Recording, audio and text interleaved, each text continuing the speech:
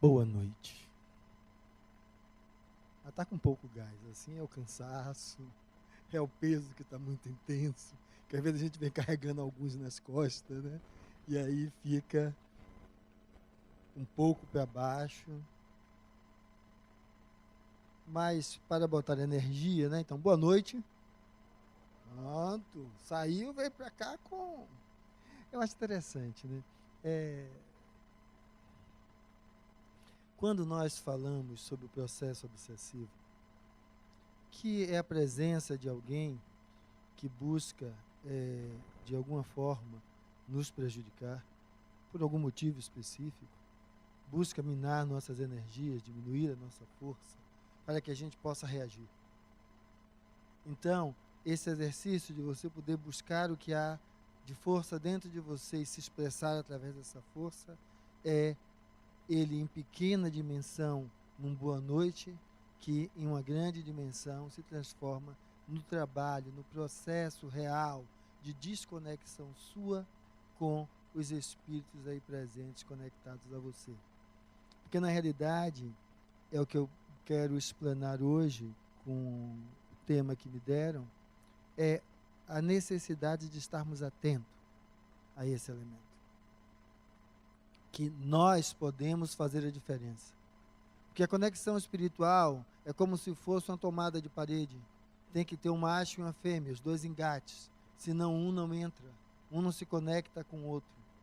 Então, cabe a cada uma das partes, querendo, muda a configuração e aquilo se desfaz.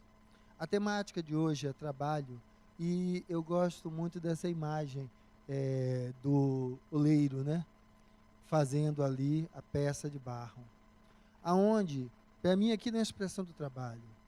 E que se nós formos olhar, vamos buscar nos ver naquela imagem. Aonde, ao mesmo tempo, você é o barro moldável e, ao mesmo tempo, você é a mão que o molda.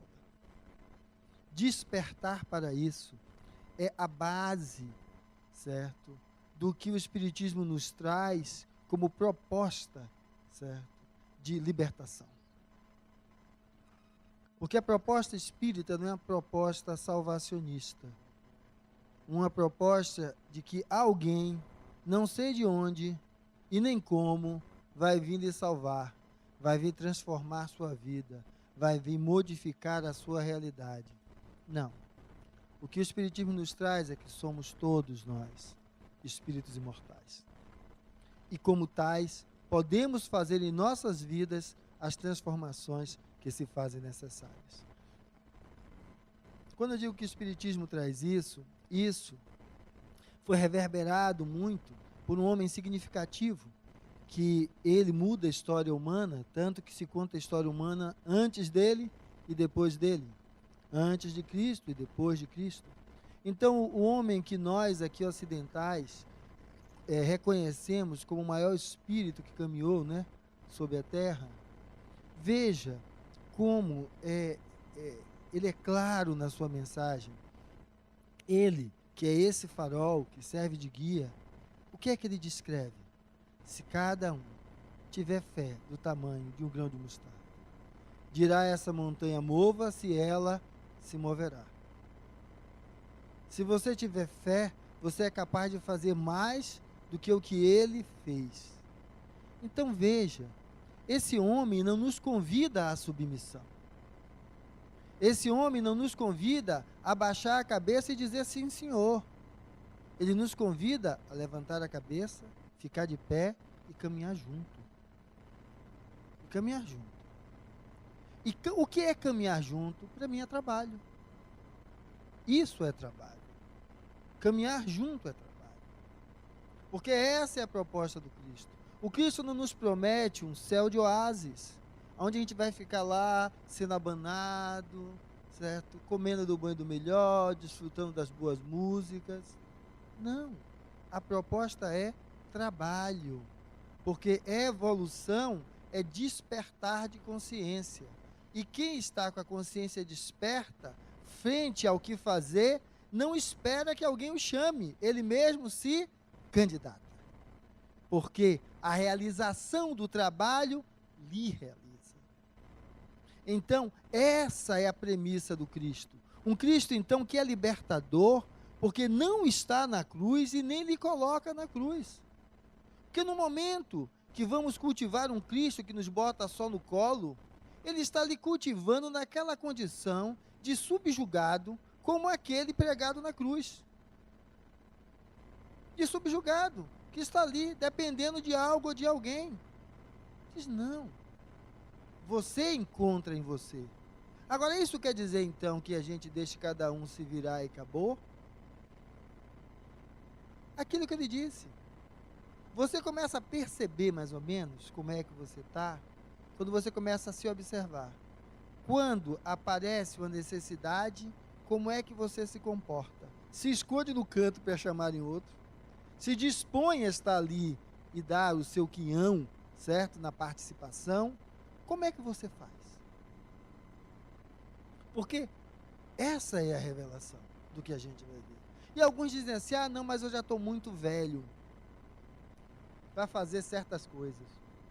Eu fui daqui para Mar Grande, tem aí uns 4 anos, sentou ao meu lado uma senhora negra, aquela típica do balaiozão, certo? Aquelas matronas, né, com os seios assim, enorme, aquela roupa bem grandona, cabelo branco, alvo, já que aquele tom meio amarelado, ela devia ter pelo menos aí uns 80, certo? E com aqueles saquinhos para vender durante a viagem a quem quisesse ali comprar, para ajudar a angariar o seu sustento. E veja, é significativo, uma senhora simples, um linguajar simples, que eu conversei com ela durante ali a viagem, né? E ela dizia, ela falava uma coisa interessante. Ela dizia assim, meu filho, eu aqui, buscando garantir os meus trocados para os meus remédios, e os meus netos não querem nada com a hora do Brasil. Querem só botar a perna para cima, porque agora é moda. Agora a adolescência vai até os 40, alguns até os 50. Filho não quer sair mais de casa de pai e mãe, não. Quer ficar ali embaixo do guarda-chuva, desfrutando do bom e do melhor. Quer ter as coisas, mas não quer dar o seu quinhão para a conquista daquilo. E às vezes nós pecamos, porque damos aos nossos filhos o que nós não tivemos, mas não ensinamos a ele a construir a escada para obter aquilo. Essa é a necessidade. Trabalho é consciência. É consciência. Porque justamente, às vezes, o salto que nós demos para nossos filhos darem nos dias de hoje é muito mais difícil. Estou falando na mesma proporção. E aí nós não os ensinamos a lidar com esta vida na qual ele está. Só que nós vamos morrer. É certo que vamos morrer. Daqui a alguns anos, Fernando não existe mais. Mas o espírito imortal. Sou eu espírito, não sou Fernando. São várias experiências que eu já acumulei na minha trajetória. Então, Fernando morre. E o que fica? Qual é o legado que eu deixo? Eu deixo o legado do trabalho como algo pesaroso. Eu começo a segunda esperando chegar a sexta, porque aí vem sábado e domingo e eu estou de folga, não tenho nada para fazer. E aí a gente vai confundir 2 binômios diferentes: trabalho ação e trabalho servir. O trabalho enquanto ação, que é essa para garantir seu pão de cada dia, e o trabalho enquanto servir, que aí ele vai lidar com outros elementos. Mas por que eu estou trazendo isso? Porque nós estamos numa palestra pública que antecede... O bicho não quis pegar hoje não. Que antecede um trabalho de desobsessão. E lógico, o trabalho de desobsessão não acontece lá dentro, ele começa aqui. Você lembra que eu comecei falando da história da tomada? Que tem um engate, um macho e uma fêmea? Uma dessas partes é você. E lógico, além de você, o espírito, que também pode estar aqui ao seu lado. E no momento que você abre o seu coração para o entendimento, você está emanando uma luz que também o contagia. Então, vamos entender que a obsessão, como processo negativo, tem estruturação bem definida, obedecendo intermináveis gradações com específica localização nas raízes do psiquismo. A linguagem fica meio assim, né? O que a gente vai entender isso? Que se o processo obsessivo depende de uma conexão lado a lado, tá? E o que ele, se depende de lado a lado, uma parte depende de mim e outra parte depende do outro. E a pergunta é, quem é você? Quem é você? Isso é o que a gente vai estar colocando como raízes do psiquismo. Para aqueles que se afloram logo a responder, por exemplo, eu, né? Eu sou Fernando, tenho 1,80 m, tenho 2 filhas, sou médico, trabalho no centro espírita, vou dando todas essas características. Isso está muito aquém de quem eu sou.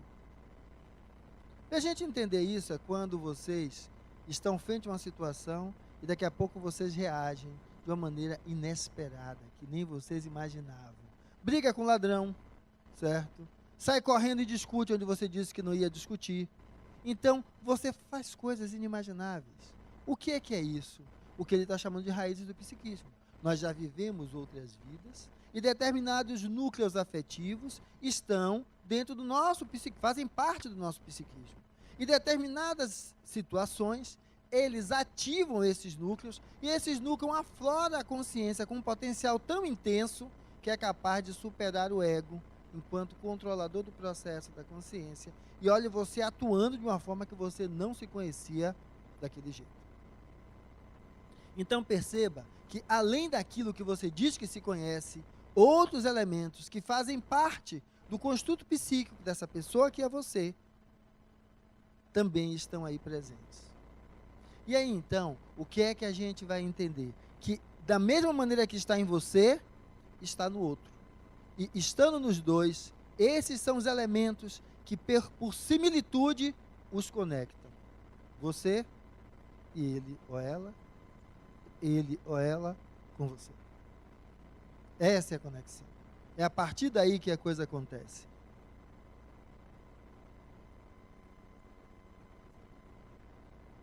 Vai do dedinho. Passou agora. É isso. Então, o que é que eu estou falando? Da relação encarnado-desencarnado. Porque é isso que a gente está tratando, pelo menos aqui, né? Vocês vieram para cá para um tratamento de obsessão, porque tem alguém desencarnado, que em vez de entender que está desencarnado, acha que ainda está encarnado e continua aí. Quando vocês começam a se incomodar com isso, façam uma pergunta a vocês. Sabe por que é que eles estão aí do lado de vocês? Não sabem, não? É porque o horizonte deles só enxerga a dimensão que vocês estão agora. É aquele que desencarna e quando está do outro lado, acha que está ainda encarnado. O que é achar que está encarnado? Quer viver das mesmas coisas. Quer comer, quer beber, quer fumar, certo? Que são coisas que só são possíveis na existência do quê? Do corpo físico. Na ausência do corpo físico, ele tem que aspirar, numa linguagem mais simples, essas sensações de alguém que tem um corpo físico vivendo tais sensações. Como se fosse uma esponja. Então ele não tem mais aquilo. Então quando eu estou descrevendo, para a gente se perguntar o que é isso, porque veja que uma encarnação é algo muito pequenininho, rapidinho passa. Eu estou aos 50 olhando agora, eu estou na curva descendente já. E aí veja, o que é que você está fazendo dessa encarnação? Porque justamente a forma como você está lidando com a sua realidade é a forma como você vai se debater com a realidade fora do corpo. Porque se você só está ligado e conectado a esses elementos, que são os elementos da vida física, quando desencarnar, tal encarnado, tal desencarnado, vai estar aqui do mesmo jeito. É a mãe que desencarna, em vez de entender que a vida continua e abrir a mente para encontrar e receber o auxílio espiritual de conexão com outros que estão desencarnados, tal qual ela, está ainda apegada à vida dos filhos. Porque hoje vive apegada à vida dos filhos. Não constitui vida própria. Não constitui vida própria. Tem a persona da mãe, porque mãe é um papel que ela exerceu, mas a persona não é ela. O que é persona? É aquela máscara que ela usa naquele relacionamento. Então ela vira mãe em tudo que é canto e tudo que é hora. Não. Ela tem que saber o papel de ser mãe, e no papel de ser mãe, saber que o trabalho de ser mãe é dar aos filhos condições de andar com as próprias pernas.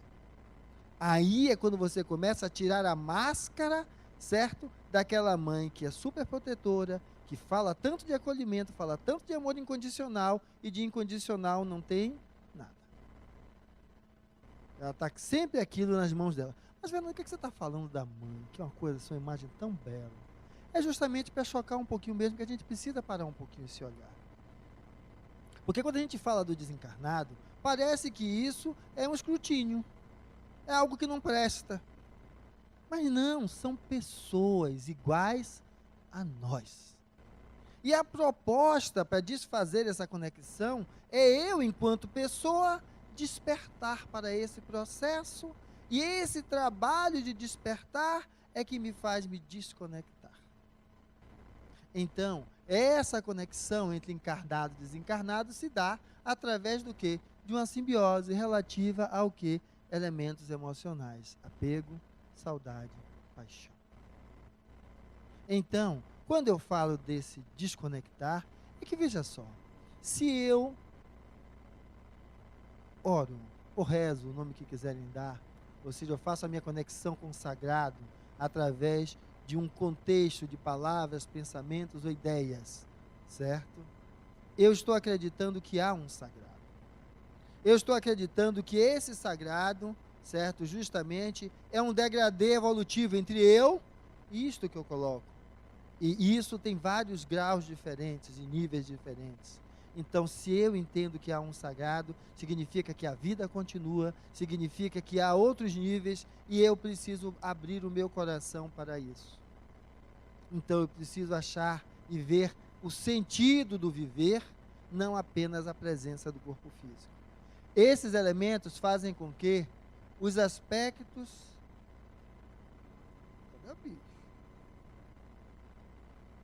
fazem com que eu comece a observar quais os sentimentos que me movem, para entender verdadeiramente que conexão são essas que me colocam hoje dentro do processo obsessivo, como todos os que estão aqui, certo? Ou acompanhando, né, alguém, ou aquele que está exatamente para tratamento, ele termina se dando dentro desse contexto.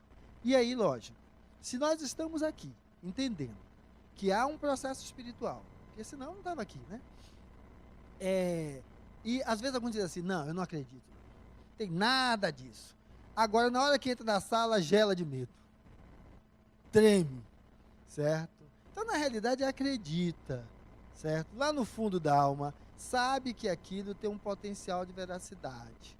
Então, a questão é sair disso, sair dessa visão fantasiosa do espiritual, ou como se a gente estivesse negando. Porque eu coloquei essa imagem dos macaquinhos fechando os olhos, fechando a boca, tapando os ouvidos, é como eu vejo a necessidade que nós precisamos de entender que esse processo de influenciação, certo, é real. E não é real apenas com o desencarnado, não. Porque ao falar em trabalho, certo, vamos entender que um trabalho para ser feito, ele normalmente necessita de partes, de papéis que cada um vai assumindo para construir aquilo.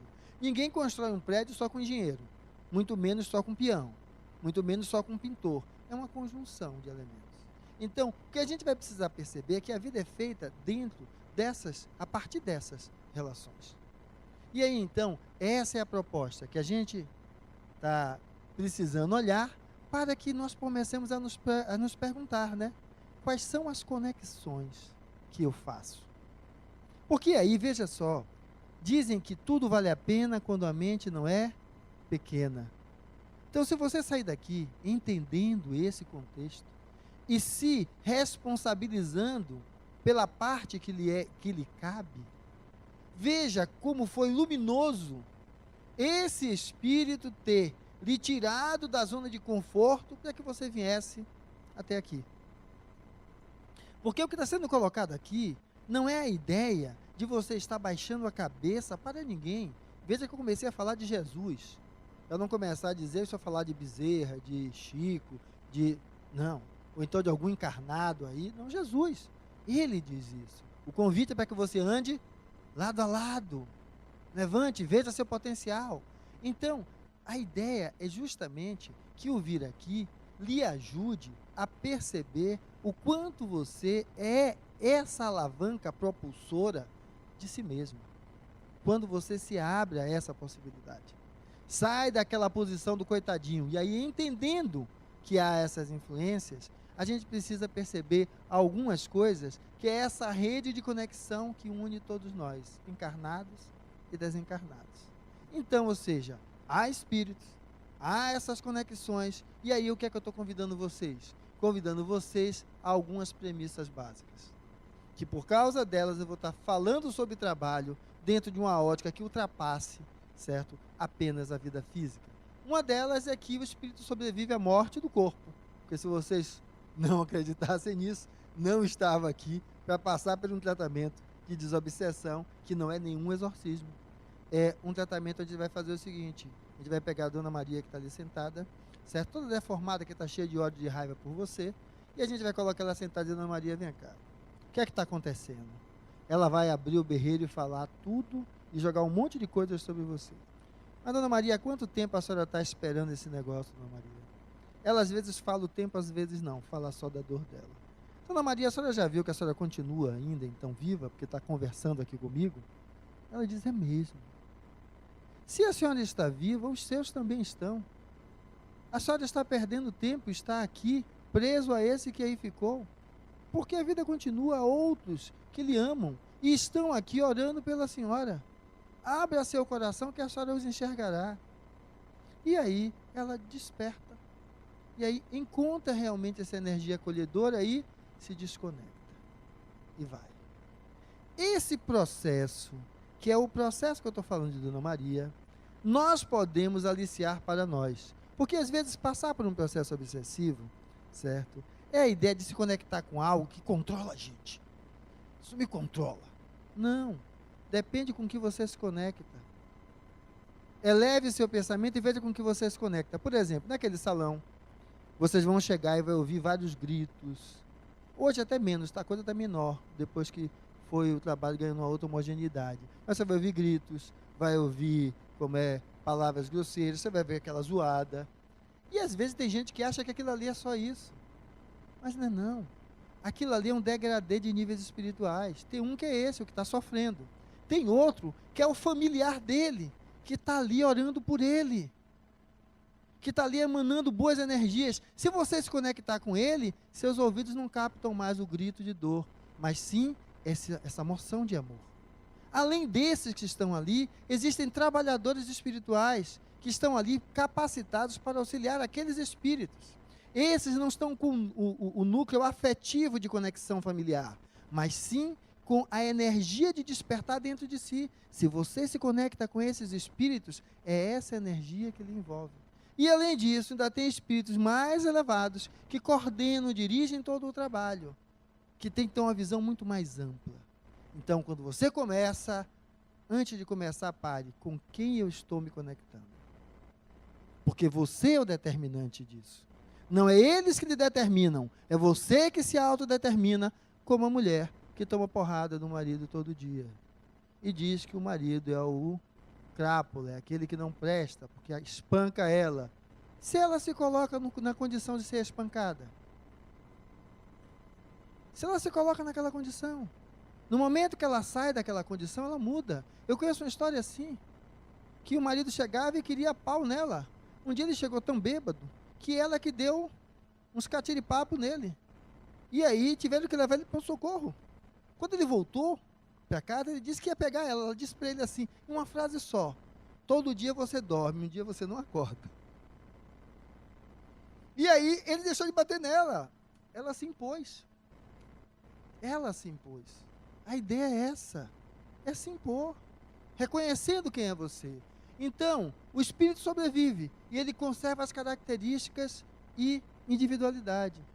Quando eu digo que Fernando acabou, morreu, né? É porque, desencarnando, eu acesso também a outros conteúdos de outros períodos encarnatórios. E isso que eu chamo de Fernando, ele ganha uma outra dimensão, porque Fernando é um dos papéis da minha vida enquanto espírito. Mas veja então que aquilo que você construiu fica. Agora, o que é que fica? É o trabalho de acordar, levantar, ganhar o pão, pegar o dinheiro, construir, comprar o carro, comprar a casa, alimentar os filhos. Isso é trabalho-ação, para lhe dar o seu sustento e os seus proventos.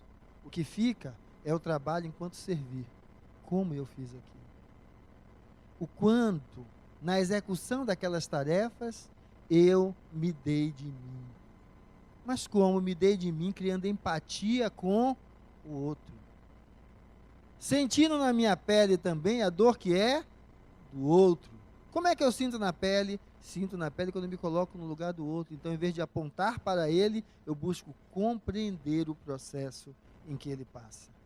Isso, então, faz com que eu possa entender que o espírito conserva a sua vontade e seus sentimentos. Então, se eu estou trabalhando dessa forma, do trabalho enquanto servir, quando eu desencarnar, como é que eu acordo do outro lado? Querendo colar nas minhas filhas e ficar no pé delas? Ou vou dizer, e aí, o que é que tem para fazer?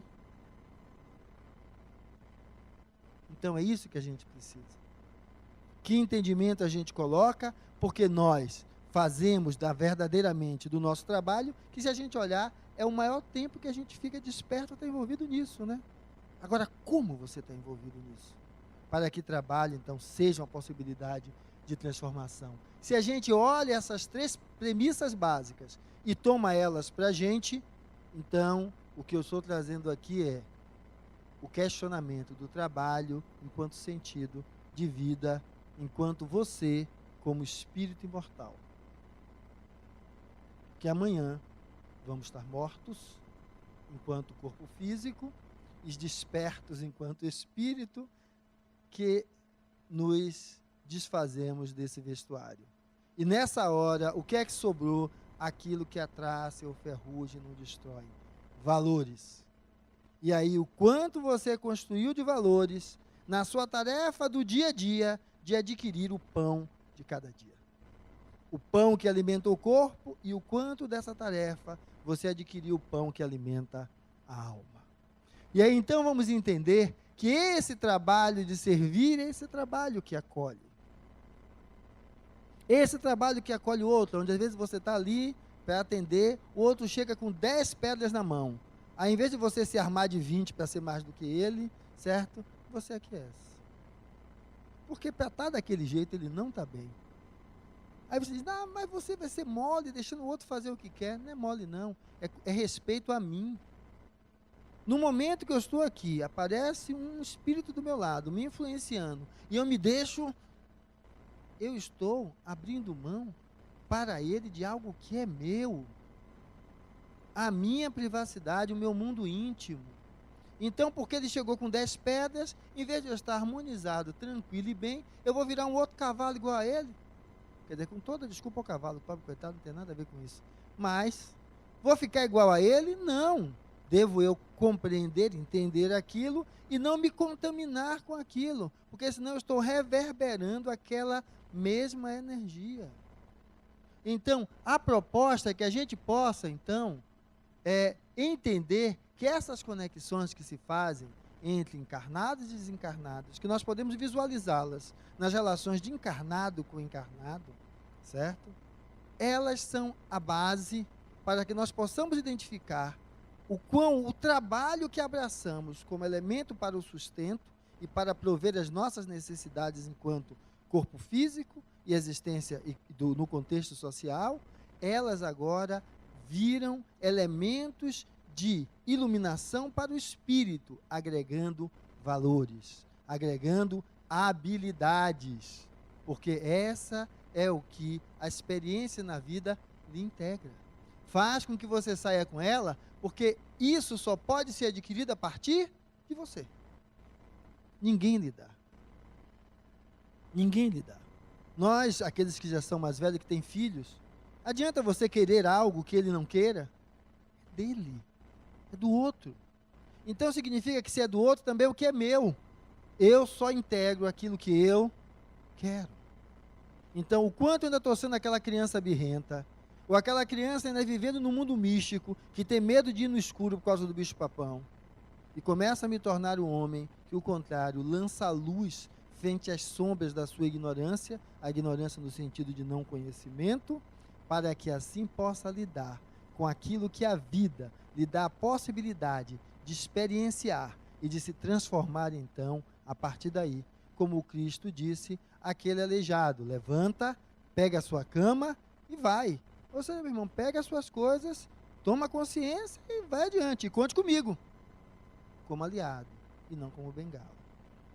E aí nós vamos entender que quando estamos falando disso, eu estou falando que essa postura sua vai mudar a relação do processo obsessivo, porque, veja, eu trouxe de maneira ilustrativa o que acontece com a psicografia. O que é psicografia? Eu, médium, ostensivo, porque médium somos todos nós, mas alguns com nível maior de ostensividade. O nível que a gente chama maior de ostensividade é aquele que pode servir como elemento de expressão para o espírito de maneira mais clara e evidente. Então, a psicografia é quando, através de mim, o espírito expressa as suas ideias através da escrita, que tem várias modalidades. Mas, para a gente entender o que é isso, eu estou falando sobre a ação de um espírito desencarnado sobre um espírito encarnado. Então, o que é que acontece? Primeiro, eu, de cabelos longos, blazer azul, certo? Na encarnação passada. E aí, o que é que acontece? Quando eu estou ali, que me coloco à disposição, o que é que ocorre? Que a gente vai chamar de expansão perispiritual, né? Eu me coloco à disposição para poder perceber tudo que está ali presente. Então, eu faço essa ampliação do campo. Eu me coloco daquele jeito e o perispírito do comunicante, o outro espírito, também se expande, porque ele também quer transmitir para mim. E como não existe incorporação, ou seja, um espírito entrar no corpo do outro, mas sim conectar-se ao outro, é justamente esses campos que interagem entre si que formam essa atmosfera fluido espiritual comum, aonde então, quando ele está escrevendo, eu estou sentindo o mesmo que ele sente. Choro, sou capaz de sorrir, sou capaz de sentir dor, até sentir uma lesão física como ele está, tá? De expressar aquilo que dá. É por causa desse contexto. Nesse contexto, ele começa a emitir as ondas mentais dele para o médium. Isso é um trabalho mediúnico equilibrado. Um trabalho obsessivo também é mais ou menos assim. O seu campo espiritual expandido pelo processo, pelo construto emocional no qual você está envolvido, né? O espírito do outro lado, conectado àquele mesmo sentimento de raiva, vingança, de querer descontar em você, projetando as ideias dele sobre você e você sentindo tudo aquilo como se fosse seu. Então veja que isso que a gente está aqui descrevendo, que eu estou aqui descrevendo, ele não é alheio à sua vontade. Você pode e deve aprender a lidar com isso, para entender que lá não é um exorcismo. É a ideia de que você pode mudar esse campo e aí você pode transformar. Em vez de ficar esperando que alguém lhe coloque no colo, você mesmo levantar-se. Às vezes a gente está tão para baixo que é aquilo mesmo, certo? Vai ser colocado no colo. Pelos desencarnados, pelos encarnados. Quando eu digo encarnados, não são só trabalhadores da casa, não. O colega que sentou do seu lado, que você começa a falar um pouco da sua história, ele lhe acolhe, lhe abraça um pouquinho, também divide ali, e vocês começam a perceber que aquilo é um elemento que quando você divide fica mais leve, e a partir dali você ganha um pouco de fôlego para poder levantar-se isso adiante. Isso é o trabalho de autodespertar. Para a partir daí, então, você poder fazer uma proposta diferente, aonde você vai lidar com as interferências espirituais de uma outra forma. Veja, quando nós estamos falando dessa necessidade, desse despertar, é o quê?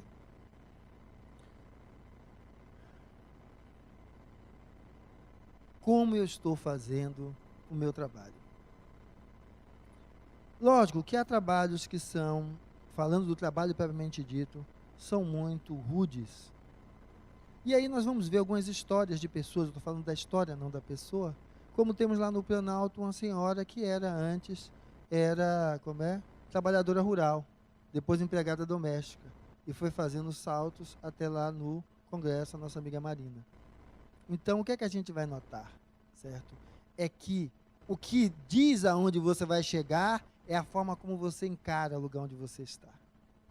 Aquele que encara aquilo que está, entendendo que está em si mesmo, o potencial de autossuperação, dá a si a possibilidade de ir muito mais além naquilo que quer construir. E aí alguns vão dizer, basicamente, que isso é culpa dos espíritos. Mas entendemos, naquela figura que eu coloquei ali, que o espírito que está junto de você depende do quê? De você. Os espíritos que lhe influenciam, eles basicamente dependem da sua faixa vibratória. É você que propicia esta conexão. Porque do outro jeito, ou ele se transforma com você, ou ele enche-se de estar ali e vai embora. Porque você está ali vibrando de uma maneira diferente da dele, não se conecta. Não se conecta. E como é que é essa maneira de vibrar? Lembre as atitudes de Jesus. Quando eu falo de atitude de Jesus, eu falo de atitude maior do Mestre. Porque às vezes fala de atitude de Jesus, a gente acha que é aquela coisinha assim, não, tudo bem, tudo tranquilo. Não, é autodeterminação, é disso que eu estou falando. Jesus foi um sujeito autodeterminado. Ele sabia o que ele queria, para que foi que ele veio e fez a tarefa dele. Então faça a mesma coisa. Seja autodeterminado. Saia daquela ideia, daquela caridade piegas, de apenas dar sopa e dar pão, ou da esmola. Isso é fácil. É fácil. É fácil você ser caridoso com quem está abaixo de você. Seja caridoso com quem está acima. O chefe que lhe persegue, que não lhe dá a promoção que você tanto queria, seja caridoso com ele. O político que roubou, seja caridoso com ele. Às vezes até aquele que tirou a vida de um ente querido seu, seja caridoso. Essa é a caridade mais difícil. Caridade de conseguir olhar para o outro e ver no outro humano, com seus erros, que também fazem parte do seu construto, da sua forma de lidar com a vida, e que você é que tem a possibilidade de mostrar que é possível fazer de outra forma. Porque aí às vezes a gente se coloca a criticar e está fazendo a mesma coisa. Leva de vez em quando a caneta do trabalho, leva umas folhas de papel ofício, leva o prego, pede um atestado médico falso para a escola, atestado médico falso para não trabalhar naquele dia, certo? Tá com um mal-estarzinho na barriga, mas aí faz daquilo uma tempestade para ir para o setor médico ganhar um atestado e sobrecarregar a colega que está trabalhando. Então, qual é o nível de consciência que a gente está trazendo? Porque trabalho é isso, consciência. Porque é a consciência que diz qual o valor, o quilate do trabalho que você está fazendo, que não está no que você faz, mas como você faz. E aí vamos entender que é esse como que é a sua faixa vibratória. E a partir daí, desacorrentar-se é justamente enxergar que há em você uma possibilidade de ir mais além. Que somos ainda crianças engateando, mas temos um caminho fantástico a percorrer. Basta que a gente aprenda a se libertar dessas correntes que nós mesmos criamos. Ela me largou, e depois que ela me largou, eu descobri que os meus 2 filhos não são meus. Depois de viver 30 anos com ela, e haja eu espraguejar ela. Primeiro, os filhos são meus, porque ser pai não é dar a carga genética, criar, educar, construir aquela vida. Eu construí aquela vida, são 30 anos de vida familiar. Ah, mas foi uma ilusão. Foi uma ilusão para ela, para mim, não. Da agora por diante, eu posso não querer caminhar mais com ela, porque deu, a cota venceu. Mas a minha vida eu não vou destruir não, porque foi essa vida que eu vivi. Essa é a minha realidade. Então, essa é a proposta que a gente tem, para que a gente possa entender que a luz que nos convida, através do trabalho, despertar, é a luz que nos convida a olhar no nosso trabalho do dia a dia, quem somos nós, na forma como nós estamos lidando com os nossos afazeres e com as pessoas que se colocam frente a frente conosco na construção desses afazeres. Aí eu estou mostrando que espírito eu sou. Não é quando a gente entra aqui, que a nego pisa no seu pé, você diz, oi, tudo bem? nego lhe fecha ali na saída, você, tudo bem. Não, não é assim. Porque aqui a gente passa 1 hora, 2 horas. O resto da semana é que vai estar expressando quem você é. E aí é que a gente vai entender algo que eu trago nessa figurinha. Veja que a figurinha está em preto e branco. Porque às vezes a gente vê o nosso trabalho, e vamos entender agora trabalho não só como elemento do sustento, não. Tudo aquilo que nós estamos construindo, carregando na vida, né? Que às vezes é exemplificado nessa cruz que está aí, e parece um peso enorme. E quando a gente lembra daquilo, que tudo vale a pena, como a alma não é pequena, a gente pega aquilo que não tem cor e passa a dar cor. Esse é o sentido do trabalho. Como você pode dar cor à sua experiência de vida, aonde ela passe a ser elemento de ensino para você mesmo. Elemento de educação para você se educar a lidar consigo mesmo. Esse é o elemento que faz, então, com que o elemento trabalho ele coloque à frente. Mas não é à frente dos outros. Veja que todos aqueles que estão ali atrás são você também. São os seus aspectos que você, para superá-los, precisa dessa autodeterminação. Porque a coisa mais fácil é ficar na preguiça, no cansaço, na revolta e na desculpa de não ter o que fazer. E para isso é preciso ser capaz de quebrar essa casca que está aí fora, que às vezes o desencarnado que está junto de você está fazendo esse favor, para você olhar-se diferente e fazer com que você perceba que o Cristo disse, buscai e achareis.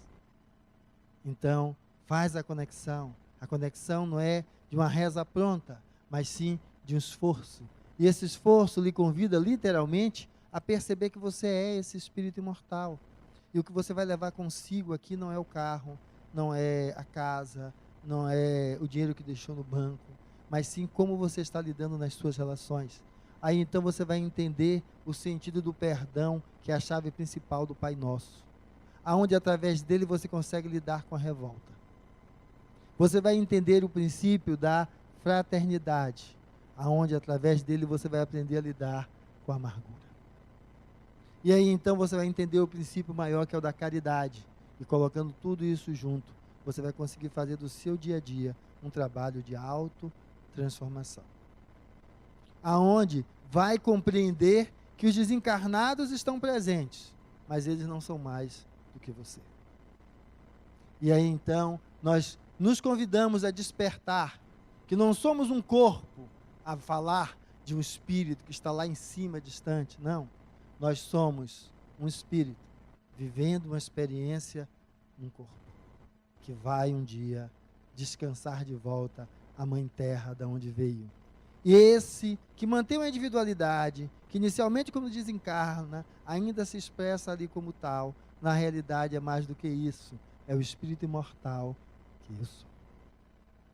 Tendo vivido já várias vidas e vários papéis, e a vida sempre me convidando ao trabalho de me auto-perceber, ao trabalho de me auto-iluminar, ao trabalho de me auto-transformar. E a partir daí, então, eu começo a perceber que ter fé que transporta montanhas é ser capaz de acreditar em si mesmo. Inspire-se, busque auxílio, desencarnados, encarnados, mas como um auxílio. Mas levante-se, faça a jornada, faça a caminhada. Essa é a proposta de trabalho, onde então as montanhas ásperas podem ganhar então uma outra tonalidade, onde aquilo que eu achava tão difícil possa aparecer para mim agora um leito de flores. Isso é possível? É. É quando você olha para trás na sua trajetória, em vez de você ter vergonha do que você foi, do que você fez, você utilize isso como fonte de crescimento. Tem uma lembrança que eu tenho de uma das novelas, em que Beth Farias, ela fazia o papel de uma dona de prostíbulo, né? Que um dos personagens tira ela de lá para ser secretária dele. E aí então, ele ganha muito dinheiro, era ele o personagem principal, Antônio Fagundes era o rei da favela nessa novela. E aí essa mulher que tinha sido então cortesã, ela agora já numa vida muito mais, bastarda, ela tinha uma filha que era arquiteta. E aí estava ela, a filha e 2 colegas em casa. E aí uma das colegas estava com cólica menstrual. E na hora que a menina disse que era isso, o Bete Farias com aquele jeitinho, aquele nariz pra cima, que eu acho lindo, né? No personagem, fez, vou ali lhe fazer um chazinho que acaba com isso já. Aqueles chás que eu fazia na minha época de Kenga. Ela corre para a cozinha e a filha vai atrás. Mãe, que absurdo isso, a senhora deveria esconder, acabar, ninguém sabe disso. E ela diz com aquele narizinho para cima, tão lindo. Minha filha, a mulher que eu sou hoje, ela é composta da mulher que eu fui ontem. Se eu apago a mulher de ontem, eu deixo a mulher de hoje faltando um pedaço. Eu não preciso ter vergonha de mim, mas ter aprendido com tudo que eu vivi. Então, esse é o chamado. Essa aqui é a proposta, para que a gente então possa entender que esse Espírito é capaz de fazer um novo fim. Você não pode voltar atrás e fazer um novo começo. Mas começando agora, você pode fazer um novo fim. Esse é o trabalho que Ele espera. Esse trabalho de transformar a partir da ampliação da sua consciência, aonde ter vindo aqui hoje não foi apenas para sentar na cadeira, ouvir um monte de blá blá blá, chegar ali, esperar que alguém vá exorcizar e você está livre do seu problema. Não. É uma proposta para você entender que você é o elemento primordial para fazer a mudança na jornada que você está até agora fazendo. E aí então, vamos entender que é um esforço, por vezes extremamente árduo. Vamos entender que esse esforço vai libertando a alma. Assim como nós que brigávamos, reclamávamos por algumas coisas do estudo, por fazer um curso de inglês, por ter que fazer uma atividade extra, porque roubava-nos o tempo da brincadeira, e depois nós reconhecemos o quanto isso é valioso na vida que você está levando hoje, por lhe dar subsídios para outras possibilidades. Então, esse olhar é que vai fazer com que você seja capaz de perceber que há um espírito iluminadíssimo, inominado, que esse espírito é você, espírito, que já teve vários nomes, já vestiu vários papéis. Hoje está nesse corpo, amanhã estará em outro. E aí então você possa entender que a trajetória que você está fazendo é essa proposta de trabalho, que só você pode dizer o que é que você quer construir. É você que pode então entender que quando você se doa, quem mais recebe é você. Por isso que a máxima de fora da caridade não há salvação, é que você só pode dar aquilo que é seu, aquilo que você já integrou. Você não pode dar aquilo que você não tem. Então cultive em você, para cultivando, você possa ser capaz de fazer essa caminhada. E aí a gente possa entender o quanto é importante traduzirmos a imagem do Mestre. Traduzirmos a imagem do Mestre.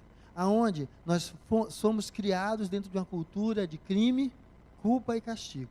Ou seja, aconteceu um problema, a gente busca logo o quê? O culpado. Pune-se o culpado e o problema está resolvido. Não.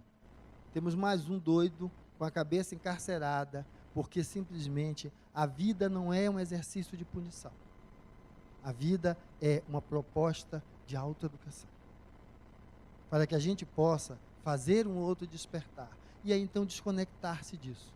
E para fazer esse despertar, eu gostaria que nós pudéssemos fazer uma experiência, certo? Dando continuidade, né? Às etapas seguintes que advêm desse trabalho, é que nós possamos fechar os olhos um pouquinho e pensarmos na nossa família. E eu gostaria que, pensando na nossa família, nós fôssemos trazer na nossa tela mental a oração que o Mestre Jesus nos ensinou. E imaginando a luz que está presente nesse salão, através desses seus pensamentos, alcançando ao seu lar e lhe ajudando a fazer o que ele pede na oração. Pai nosso, que estás no céu, santificado seja o vosso nome. Venha a nós o vosso reino, seja feita a vossa vontade, assim na terra como no céu. Que o pão nosso de cada dia nos dai hoje. Perdoai as nossas ofensas, à medida que nós vamos perdoando também a quem nos tem ofendido. Não nos deixeis cair em tentação de nos acharmos melhor ou pior do que ninguém, mas acreditarmos que nós somos capazes de dar um pouquinho de amor a mais alguém. Livrai-nos, então, de todo o mal. Amém.